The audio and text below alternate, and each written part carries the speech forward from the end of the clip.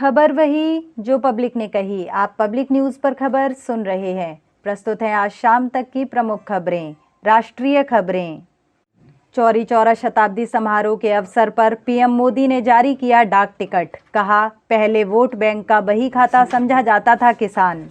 नीति आयोग की बैठक 20 फरवरी को अर्थव्यवस्था, स्वास्थ्य व श्रम सुधारों पर होगी चर्चा। भारत से कोरोना वैक्सीन खरीदने वालों की श्रेणी में यूनिसेफ भी शामिल, हुआ सीरम से करार। सेंट्रल विस्टा एवेन्यू का हुआ भूमि पूजन। राजपथ के पुनर्विकास पर शुरू हुआ काम, बोले केंद्रीय रेल मंत्री नितिन गडकरी। राजमार्ग मंत्रालय के अंतर्गत लाया गया गतिशीलता समाधान रोपवे। वित्त मंत्री द्वारा पेश किए गए बजट पर कैलाश सत्यार्थी ने कहा, बाल कल्याण सरकार की प्राथमिकता में नहीं। उच्च सदन में फिर दिखी किसान आंदोलन की धमक। भारी हंगामे के बीच कल तक के लिए स्थगित हुई राज्यसभा। संसद सत्र में बोले टीएमसी सांसद, अपने अहंकार के कारण संसद की पवित्रता को बनाए रखने में विफल रही मोदी सरकार। देश में पिछले 24 घंटे में मिले 12,899 नए कोरोना के मामले। ट्रेन और फ्लाइट के बाद अब बसों की टिकट भी बुक करने की तैयारियों में जुटा भारतीय रेलवे। पुडुचेरी प्रशासन ने दोपहिया वाहन की सवारी करते समय हेलमेट नहीं पहनने पर 1,000 रुपये का जुर्माना लगाए जाने के नियम को अस्थायी रूप से किया निलंबित। विदेश की खबरें। ईरान ने पाकिस्तान में की सर्जिकल स्ट्राइक, अपने 2 सैनिकों को कराया मुक्त। पाकिस्तानी सैनिकों सहित कई आतंकवादी भी मारे गए।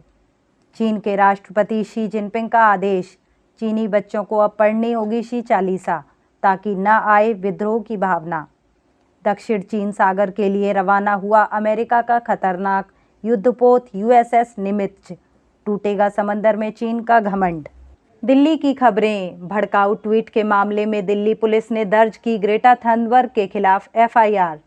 दिल्ली के उप मुख्यमंत्री मनीष सिसोदिया का आरोप, जीएनसीटीडी एक्ट में गुपचुप तरीके से बदलाव कर मोदी सरकार ने सीएम केजरीवाल के अधिकारों को किया कम। दिल्ली हिंसा की जांच वाली याचिका पर हाईकोर्ट ने कहा, आप अर्जी वापस लोगे या जुर्माना लगाऊं। लाल किला हिंसा और शाहीन बाग प्रदर्शन के बीच मिला कनेक्शन, धर्मेंद्र सिंह हरमन गिरफ्तार। बैकफुट पर आई दिल्ली पुलिस, गाजीपुर बॉर्डर पर लगी कीलें हटवाईं। किसान आंदोलन। केजरीवाल सरकार ने दिल्ली पुलिस से डीटीसी बसों को लौटाने को कहा। उत्तर प्रदेश उत्तराखंड की खबरें। अखिलेश यादव का बड़ा ऐलान, सपा सरकार बनने पर शहीद किसानों की याद में बनाएंगे स्मारक, शुरू करेंगे किसान सम्मान पुरस्कार। कांग्रेस महासचिव प्रियंका गांधी ने कहा, कृषि कानूनों से बड़ा अपराध है शहीद किसानों को आतंकवादी कहना। गोरखपुर में चौरी चौरा महोत्सव पर सीएम योगी के साथ 50,000 लोगों ने एक साथ वंदे मातरम गाकर बनाया विश्व रिकॉर्ड। हिंदू धर्म को लेकर विवादित बयान देने वाले अलीगढ़ यूनिवर्सिटी के पूर्व छात्र नेता सरजील उस्मानी पर लखनऊ में एफआईआर दर्ज। त्रिस्तरीय पंचायत चुनाव की सीटों के आरक्षण को लेकर तैयार कराया जाएगा फॉर्मूला। बरेली में कोल्ड ड्रिंक वापस करने को लेकर 2 समुदाय में विवाद होने पर दूसरे समुदाय के लोगों ने एक परिवार का हुक्का पानी किया बंद। हिंदू संगठन ने किया धर्म पंचायत का ऐलान। कानपुर से महाराजगंज जाकर युवती की फोटो के साथ घर में फेंकता था अश्लील पर्ची, आरोपी युवक को पुलिस ने किया गिरफ्तार।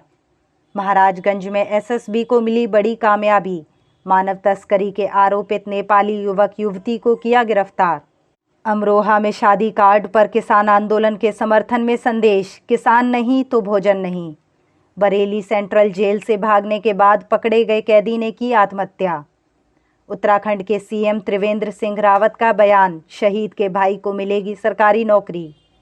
मध्य प्रदेश की खबरें। मध्य प्रदेश के गृह मंत्री नरोत्तम मिश्रा ने कहा, दिल्ली घटना से किसान आंदोलन भी हुआ बदनाम। इंदौर में एनसीसी कैडेट्स को भी पुलिस व आर्मी के जवानों की तरह दी जा रही है ट्रेनिंग। हरियाणा की खबरें। दिल्ली हिंसा मामले में कैथल के 2 युवक गिरफ्तार, 8 से भी ज्यादा धाराओं के तहत मुकदमा दर्ज। हिसार में किसान आंदोलन ने पकड़ी तेजी, टोल नाकों पर महीनों भर का राशन पहुंचाया गया। बीजेपी नेता सुजीत कुमार के घर के शीशे तोड़ने व नारे लिखने के मामले में पुलिस को मिली फुटेज में दिखे कुछ संदिग्ध चेहरे। व्यापार की खबरें। लगातार घाटे में चल रही एयरटेल को अक्टूबर-दिसंबर में हुआ 854 करोड़ का शुद्ध लाभ। रिलायंस ने अमेरिका स्थित शेल गैस परिसंपत्ति में $25 करोड़ में बेची अपनी हिस्सेदारी। खेल की खबरें। आईपीएल में धूम मचाने वाले राहुल तेवतिया ने की सगाई, फोटो शेयर कर दी जानकारी। मनोरंजन की खबरें। बिग बॉस 14 में राखी सावंत ने अपनी शादी को लेकर किया खुलासा, कहा रितेश पहले से ही शादीशुदा था। कंगना रनौत के कई ट्वीट्स को हटाने के बाद ट्विटर ने कहा, हमने उस ट्वीट्स के खिलाफ एक्शन लिया है जो हमारी तय नीतियों का उल्लंघन करते हैं।